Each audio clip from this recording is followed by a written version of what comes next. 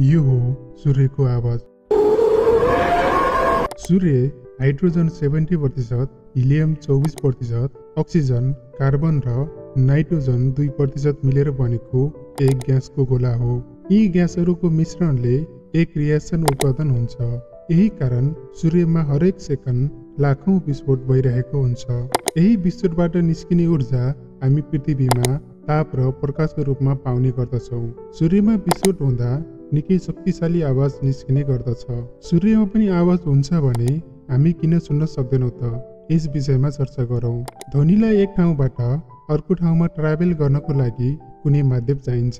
पृथ्वीमा हामी टाढा टाढाको आवाज पनि हावाको माध्यमबाट सुन्न सक्दछौँ, तर अन्तरिक्षमा ध्वनिलाई ट्राभल गर्नको लागि कुनै माध्यम छैन, न हावा न कुनै विद्युतीय माध्यम।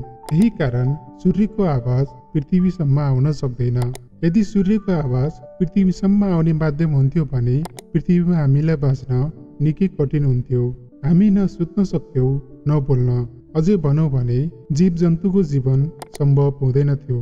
जसले पनि यो दुनियाँको रचना गर्यो, यो सबै कुरा सोच विचार गरेरै गरेको हुनुपर्छ।